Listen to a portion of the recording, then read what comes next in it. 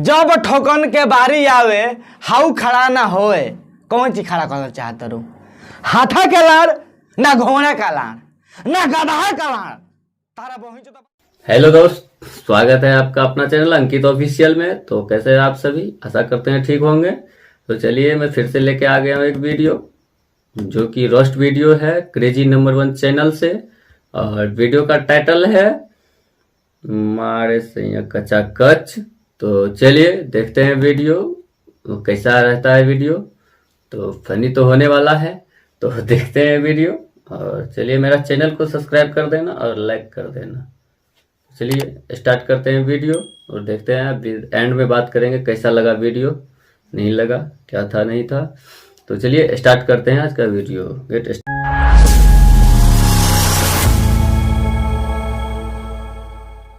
Started. Disclaimer भाई लोग हम तो हम लोग का बहुत एगो इंपॉर्टेंट बात कहना चाहते हैं भाई लोग। देखो लो बहुत दिन से बताई कहना सकत रहनी हो भाई लोग, प्लीज वीडियो की स्किप मत कर लो। छोटा मोटा बात होवे फटाफट तो हम लोग को बता देते हैं भाई लोग। देखो लो हम जब से वीडियो बनावत नहीं नु अभी तक ले बहुत सारा हेटर रहल लो, बहुत सारा फ्रेंड मिलल लो, बहुत सारा अच्छा आदमी आयल, बहुत सारा बुरा आदमी आयल, ठीक बाबे। लेकिन एगो दूगो आदमी ऐसा का अभी भी हमारा पास यार कि उनको लोग चाहते तो हम कमेंट्स के स्क्रीन पर देखा के हम गरिया सकत नहीं, बट हम ना करिए। हम काहे से कहीं हमरा का बोलो हमरा के उ हेट करत रहल त का, लेकिन अल्टीमेटली हमारा वीडियो देखत रहल, ठीक बाबे। त एक उनको गाली ना देम, उनको लोग कहत रहल कि क्रेजी भैया सॉरी क्रेजिया तू झाट ऐसा वीडियो बनाता है, तू ऐसा वीडियो बनाता है, तेरा वीडियो में मेहनत नहीं है। भाई लोग अगर हमने के वीडियो में मेहनत ना रही भाई लोग तो हमने के वीडियो का टाइमलाइन है का ना रही।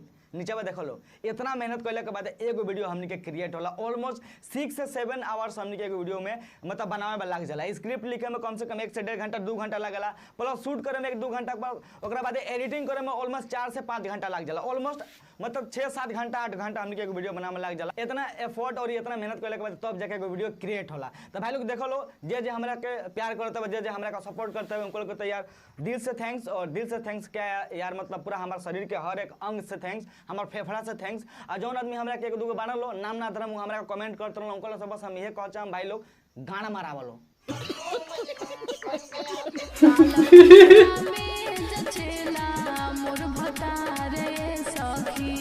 अच्छा तो भातरा करियर ड्रेस में जचेला ना, तब तो सरवा हमू हाई ड्रेसवा में जचत हो। हम हो हमर लाड़ जचत तारा सा लाड़ का टोपा ऐसा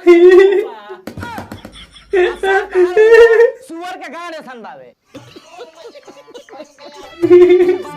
में पूरा घमासान हो जाई। काहे हो सा भर बरतिया सन से गान लियो बका तू सार बारात पूरा घमासान हो जाई। सारा भाग जाना ही तो पेलो बैठ के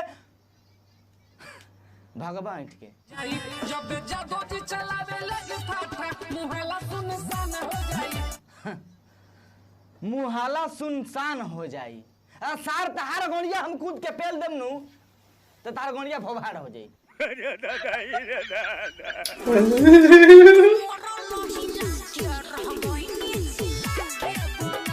पेलम गोनिया कपाई लगबू ए भौजी तार बहिन जो कहत रुके रात मरलन हिला के। और ये आगे कौन चल रहा है कैमरामैन? भगलू चिल्ला के। अरे मछली वाला जब तोरा पाता नहीं तो तू काहे भी चौक बोल ले रे? दोबारा लगाओ तो गाना।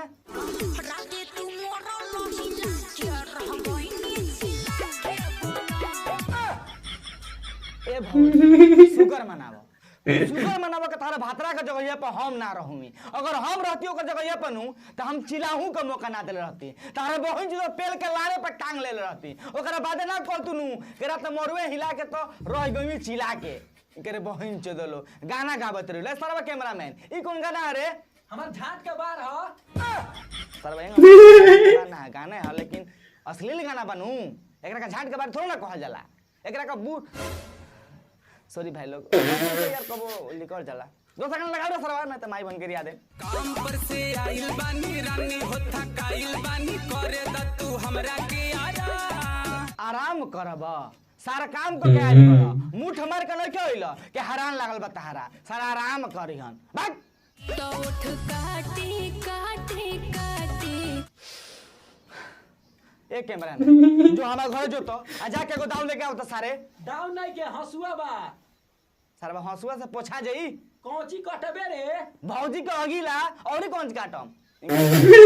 भौजी के अगिला ना कौन ची कलो भौजी तनी फिर से कहबू। हां ओठ काटम रे सरवा। देत बनीली हई ढोढ़ी चाटी। अच्छा तो अभी खाने तू ढोंढियो चटवाइबू। अरे तोरी बहन का गाड़ी में काठमांडू पेलो ई कौन गाना तू सब गाना गावत रसन के लानावा सब टनटनाई के खड़ा हो जाता है ना कभी बहन के गाड़ी में कुछ पेलो लेकिन पेलो करी बहन चोदो तू धोया भौजी तू ढोनी चटवावो चाहे अपना गान चटवावो चाहे केहू के जाकर तू लान चटो हटाओ रे सर गाना हटावी। काटी काटी काटी अरे करी बहन चोदो ई ना मानी का रे ए भौजी तो जान लो तार बहन चोदो पेल दम को उजर हो जेबू हो ओठ काटी काटी। अरे सारे कैमरा में जो ना फारसा उसा लेके अब ना काट डबल जा भौजी के धके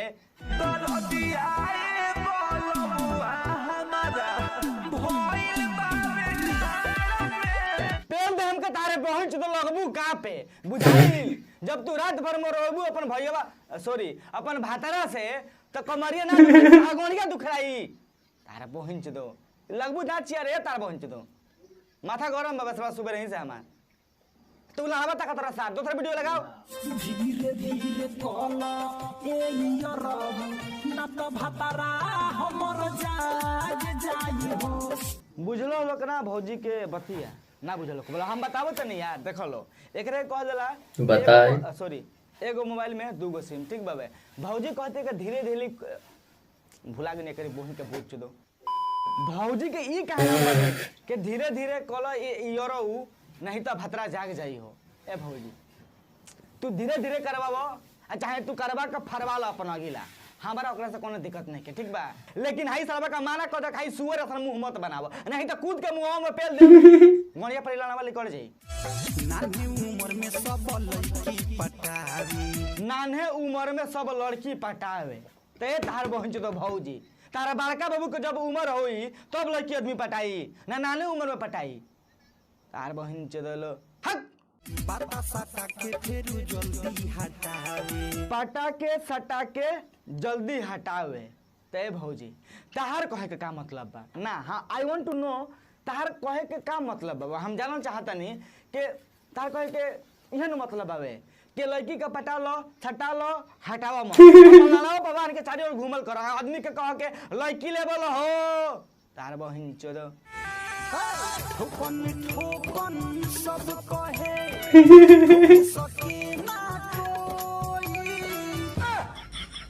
ए भौजी ई तार गलत फहमी बावे के ठोक आई मीन मतलब ठोके ना कोई तारे बहन जो तू आवा हमार लगे ऐसा का ठोकम एक दो महीना हग ना जाई बहन चो ठोकन सब कहे ठोके ना कोई अरे तार ठोकवावे का मन नहीं के नहीं तो ठोके वाला तो इतना बड़ा था ठोकर जमीन में गाड़ दिया सन पतना चल के बहुत डेड बॉडी कहाँ बावे लाने के चाम कहाँ बावे जब ठोकन के बारी आवे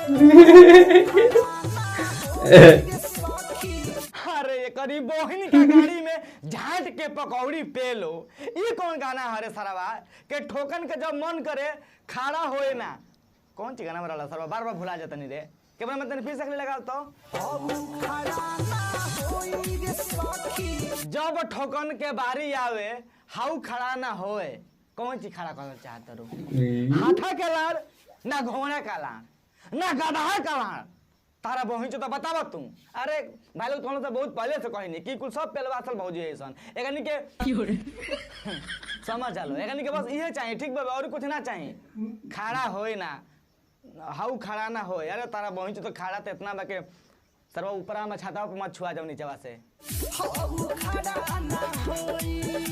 ए भौजी साफ बुढ़चट हो से का रे मतलब साफ लड़चट हो लो का भौजी एक हरी बतिया कह हेली कह बोलो कि खड़ा ना होए हम तो तुम लोग को ऑफर देते बानी कि आ बोलो तार बहन दो हमारे ऑडियंस में एक दो ऐसा का बाना लोग के तो हम लोग खड़ा तार दो कैमरामैन गोनवा सुन के सरवा हंसी बरता है सरवा के हाउ खड़ा ना होए अब हाउ के मतलब भाई लोग तुम लोग के एक्सप्लेन ना करे तुम लोग के समझदार बढ़ो यार डेट्स वाई तुम लोग का हमारे चैनल सब्सक्राइब करे बढ़ो तुम लोग को पता हो कि हाउ के मतलब कौन चीज होला अरे हम तो कहते नहीं कि ई भौजी सन के ले जाके साला घोड़ा के लाड़ पर खड़ा करके बैठा दो सन, ओकरा बाद पूछो सन के और कहबू लो कि हाउ खड़ा ना होए, ओकरा बाद से मुंह पर बकार ना लिकड़ी, खाली खून ही गिरी। आर बहन चोदल।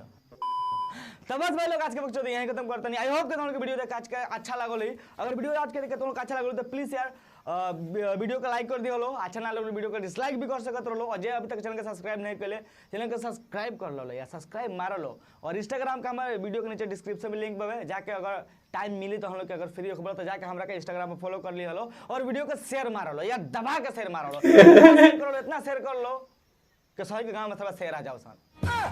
मतलब मजाक करनी है भाई लोग, वीडियो को शेयर कर दियो प्लीज यार, बहुत मेहनत लगा था वीडियो बनाने में। देखा तो जैकेट पहन के वहीं तो वीडियो बनावा तनी ठंडा से गाना फटल बावे। तो मिलेंगे फिर से नेक्स्ट वीडियो में, तब तक के लिए हेलो दोस्त, वीडियो तो बहुत फनी था, बहुत ही अच्छा था।